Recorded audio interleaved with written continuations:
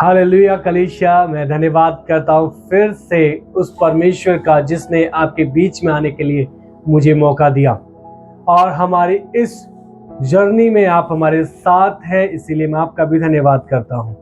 और परमेश्वर की उपस्थिति में हम साथ चलकर हम उस स्वर्ग के राज्य में प्रवेश करेंगे जिसने आप और मुझको उस राज्य में प्रवेश करने के लिए बुलाया। मैं धन्यवाद करता हूं फिर से उस खुदावन बाप का जो स्वर्ग में है और आज आप और मुझको ऊपर से देख रहे हैं। ओ धन्यवाद यीशु, धन्यवाद यीशु, धन्यवाद करते हैं। तो कलीसिया, आज हम एक नए विषय को लेकर आए, एक नए टॉपिक को लेकर आए आपके बीच में, जिसको सीखना हमारे लिए बहुत जरूरी है। और जो टॉपिक आज ये है, हम मसीह के संतान हैं। हम मसीह की संतान है। और याद रखें, प्रभु यीशु मसीह में जो लोग विश्वास करते हैं वे सब उसके संतान हैं। हम आज उसके बारे में सीखने वाले हैं। आए हम जहां है अपनी आंखों को बंद करें, हम एक छोटी सी प्रार्थना करेंगे इन वचनों के लिए और सुनने वाले उन लोगों के लिए, ताकि इन वचनों के द्वारा उनके जीवन में एक नए बदलाव को प्रभु लेकर आए। मैं धन्यवाद करता हूँ खुदा, हमें इन वचनों को प्रभु जो आपने मुझे टॉपिक दिया, मैं जब प्रार्थना कर रहा था आपने कहा इस चीज को लेकर, इस विषय को लेकर आप बात कर, तो मैं बात कर रहा हूँ खुदा। मैं वो बातें जो वचन में है मैं आपके लोगों तक पहुंचा रहा हूँ। आप उसमें कार्य कीजिए, उसमें काम कीजिए और प्रभु उनके जीवन में वे सारी वचन को प्रकट कीजिए, ताकि उनका जो जीवन है वो बदल कर एक परमेश्वर आपके रूप में होने पाए। मैं धन्यवाद करता हूँ, यीशु मसीह के नाम से मांगता हूँ, आमेन आमेन। आए कलीसिया, हम कुछ वचन को पढ़कर हम स्टार्ट करेंगे और रोमियो की पत्री और उसका 8 अध्याय और 8 अध्याय का 14 वचन से लेकर हम 17 वचन तक पढ़ेंगे। यदि आप जहां बैठे हैं वहां पर बाइबल को निकाल कर उसको पढ़ सकते हैं तो आप पढ़िए और मैं यहां से आपके लिए पढ़ूंगा। रोमियो की पत्री उसका 8 अध्याय उसका 14 से लेकर 17 वचन तक। इसीलिए कि जितने लोग परमेश्वर के आत्मा के चलाए चलते हैं वे ही परमेश्वर के पुत्र हैं, क्योंकि तुमको दासत्व की आत्मा नहीं मिली कि फिर भयभीत हो, परंतु लेपालपन की आत्मा मिली है, जिसे हम हे हब्बा, हे पिता कहकर पुकारते हैं।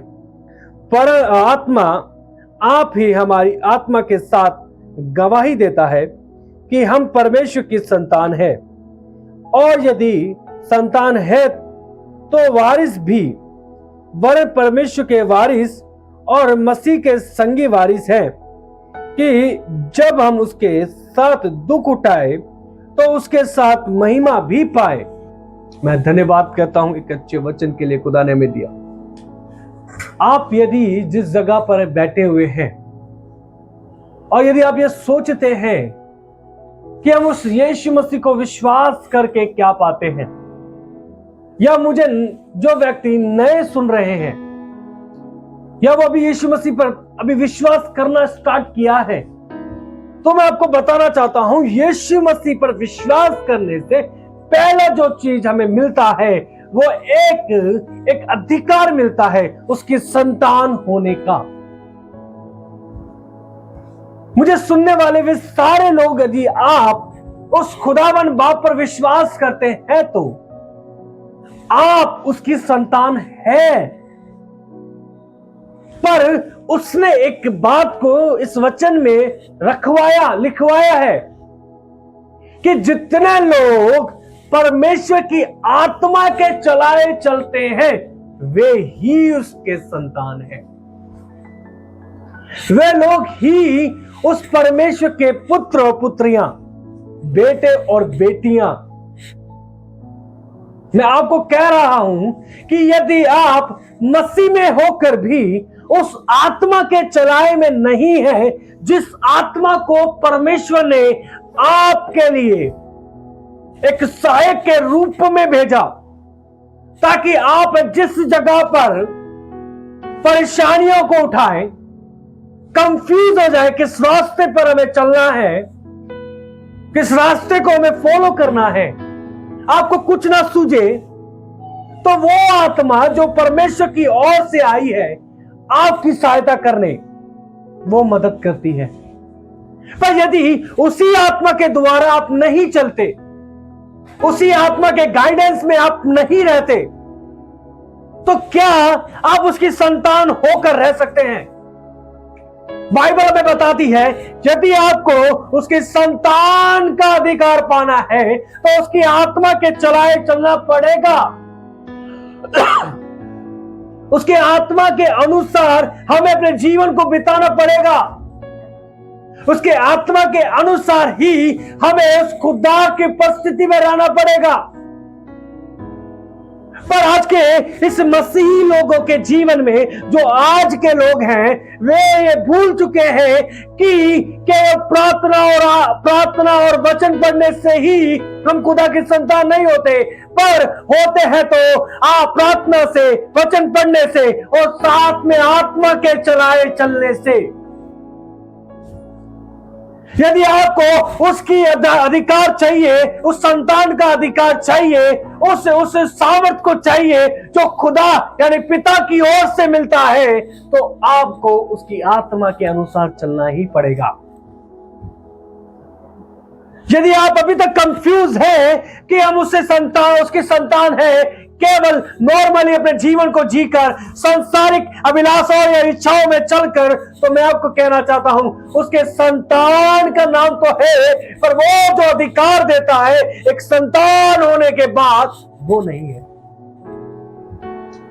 ये तो ऐसा हो गया कि आपने अपने घर में किसी बच्चे को आपने अडॉप्ट किया और आपके पास ऑलरेडी आपके घर में आपका नीज पुत्र यानी ये नीज संतान है, खुद के एक संतान है, उसके बावजूद भी आपने क्या करा, एक बच्चे को अडॉप्ट किया और अडॉप्ट करने के बाद आप उसमें देख सकते हैं कि आपको जो खुद का पुत्र होगा उसको आप पूरे घर का अधिकारी बनाएंगे, पूरे घर का। क्यों? क्योंकि उस बच्चे के जीवन में, उस बच्चे के ब्लड में आपका ब्लड है, आपका डीएनए है। और जहां आपने जिसको अडॉप्ट किया, जिसको आपने गोद लिया, उसको सिर्फ आपने अपना नाम दिया कि हां आप मेरी संतान हैं। आपका इस दुनिया में कोई होने ना होने के बावजूद भी हमने तुझे अपनाया और मैंने तुझे अपने पुत्र और पुत्री करके मैंने अपना नाम दिया। यदि हम आत्मा में नहीं चलते, यदि हम उस परमेश्वर की इच्छा में नहीं चलते, और यदि हम उस परमेश्वर की उस अधिकार को पाने के लिए हम रात दिन प्रयास करते हैं पर असफल होते हैं, इसी कारण कि आपने आत्मा के अनुसार चलने के लिए प्रयास ही नहीं किया। वचन यहां पे सौंप कहता है, रोमियो उसका 8 अध्याय उसका 14 वचन, इसीलिए कि जितने लोग परमेश्वर के आत्मा के चलाए चलते हैं वे ही परमेश्वर के पुत्र हैं। कोई शक नहीं, कोई डाउट ही नहीं, क्लियर हो गया है। यदि आत्मा में आप चल रहे हैं, यदि आप जिस जगह पर है आपको चलाने वाला वो आत्मा खुदा का आत्मा है, तो कोई शक नहीं, क्योंकि आपका नाम भी उस खुदा से जुड़ा हुआ है और आपका अधिकार जो मिला है वो खुदा से मिला है। प्रियो, यदि आपके पास उस खुदा का रूह है, उस खुदा का आत्मा है, उस खुदा की आत्मा जो आपको गाइड करती है, कोई भी परिस्थिति, कोई भी चट्टान, कोई भी समुद्र आपको उधर से पार करने से रोक नहीं सकता,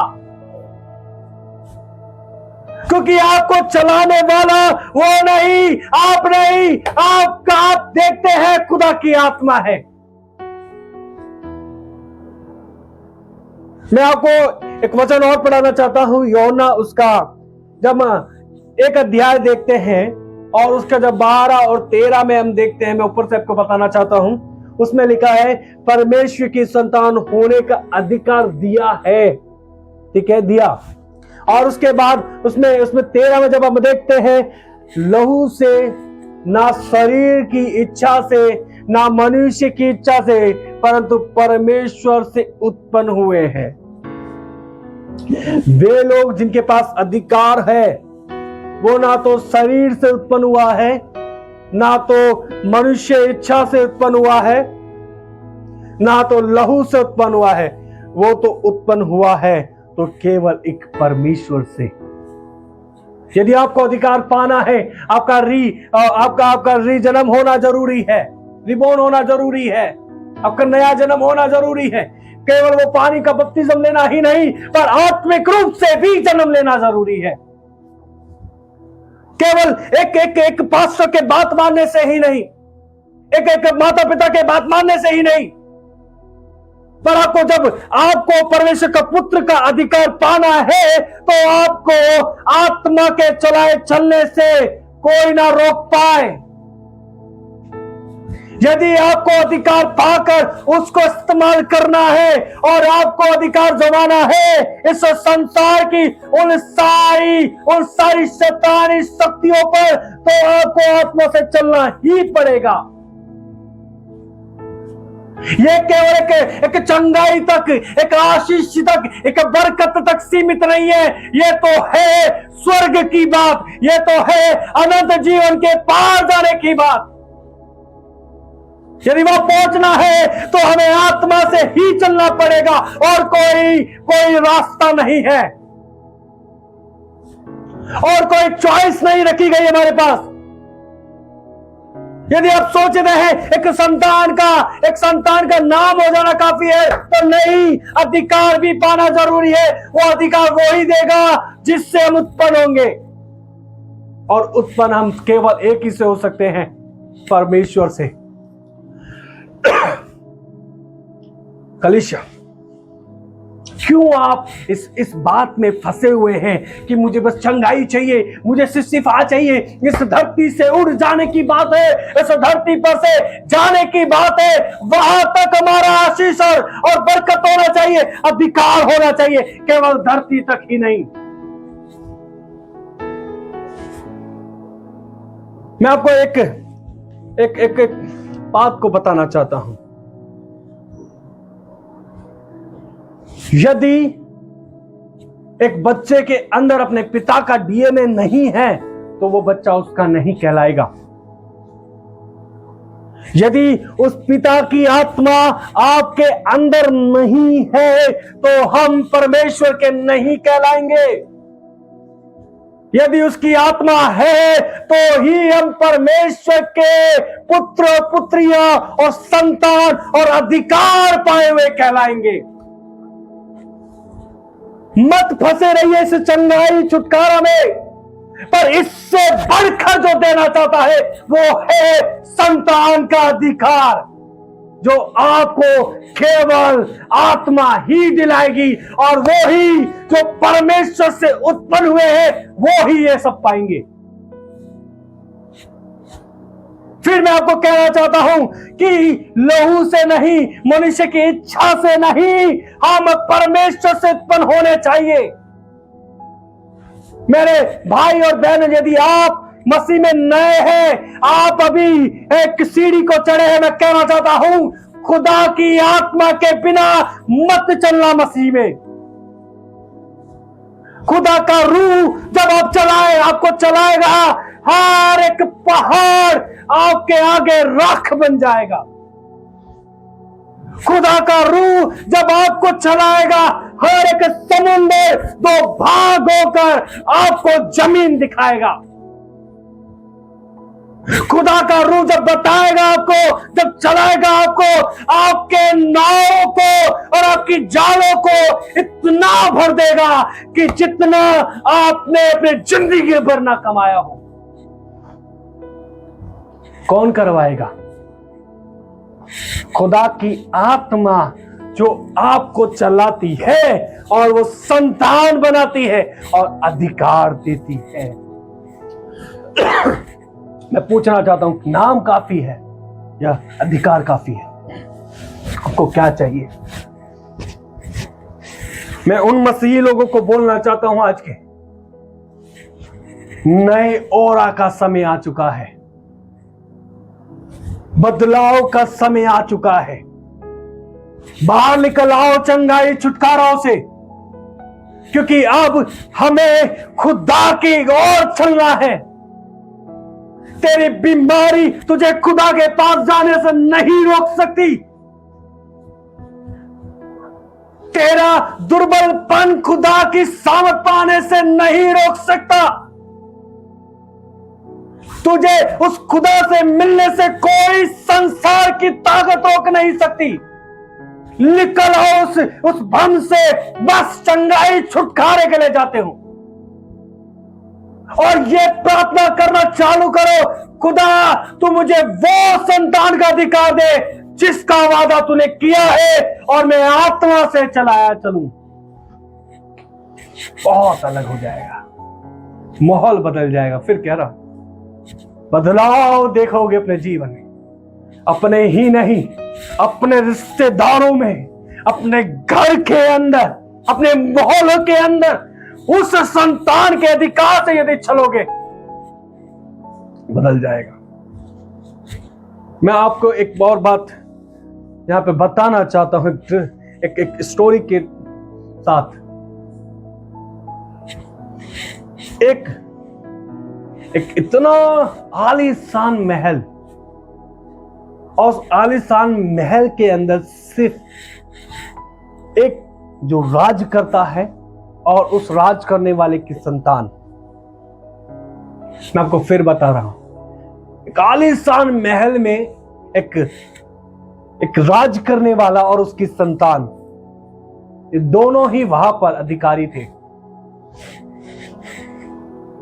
पर एक समय ऐसा आया कि उस राज करने वाले की संतान जो थी, उसके चेहरे के रूप में, उसके चेहरे के जो कॉपीराइट कुछ लोग आए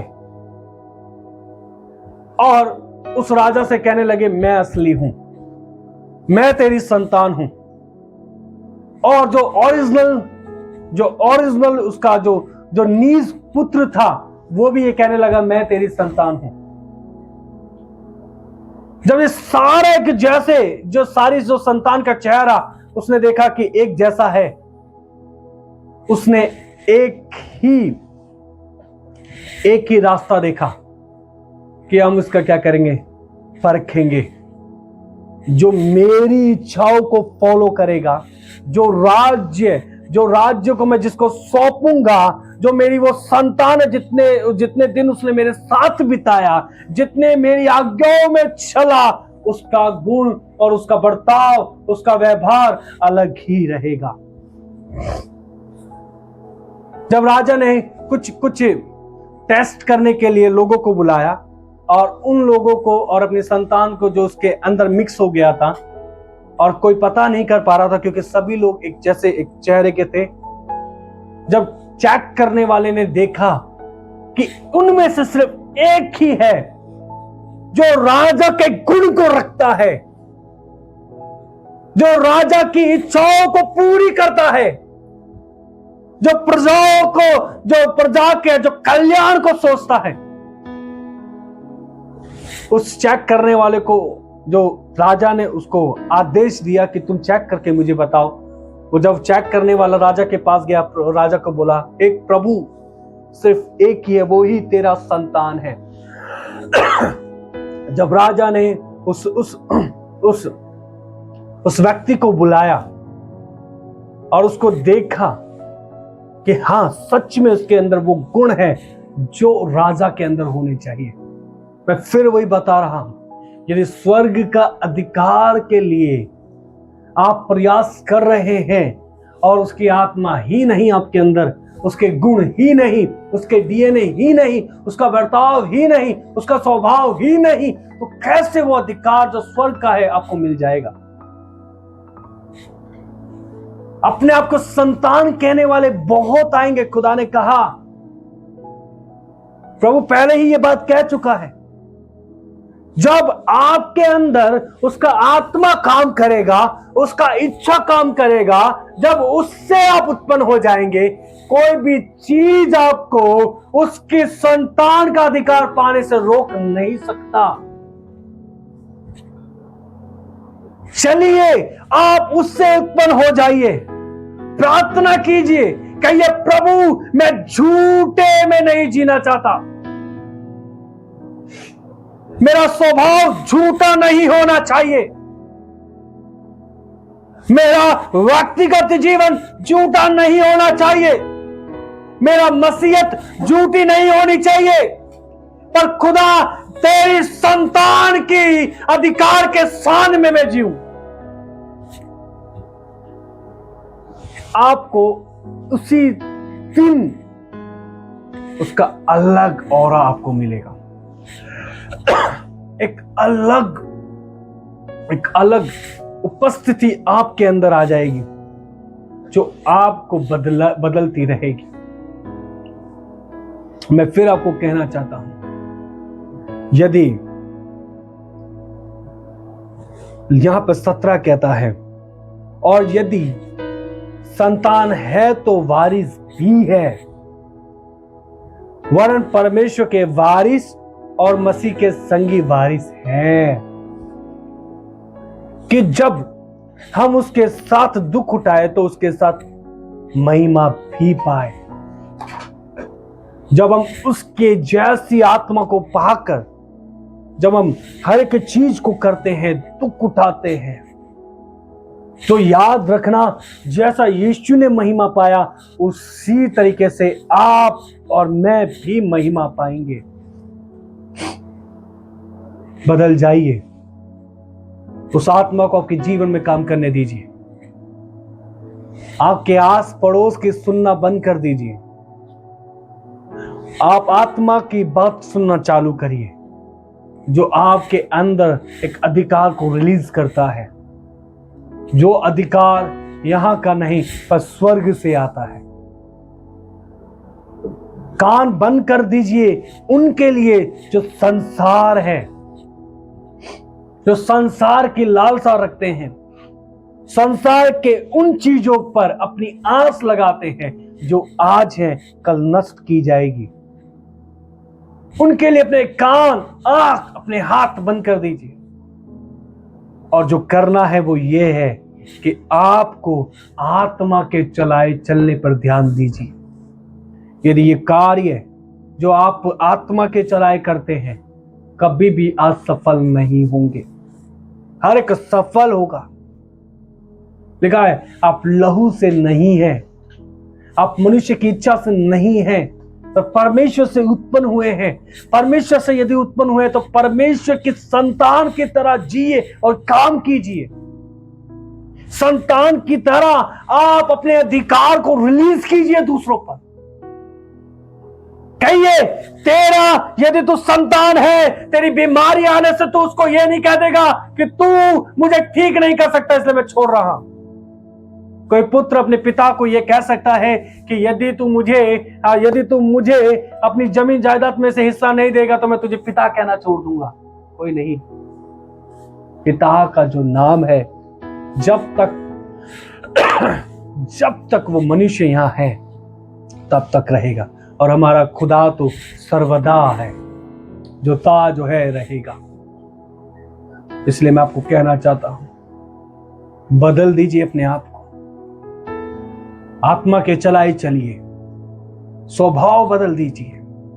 यदि आप संतान हैं तो वारिस भी हैं, और यदि वारिस है तो मसीह के संगी भी हैं, और यदि मसीह के संगी भी है तो दुख भी उठाना पड़ेगा, और दुख उठाएंगे तो मसीह ने जैसे महिमा पाया है वैसे भी आप महिमा पाएंगे।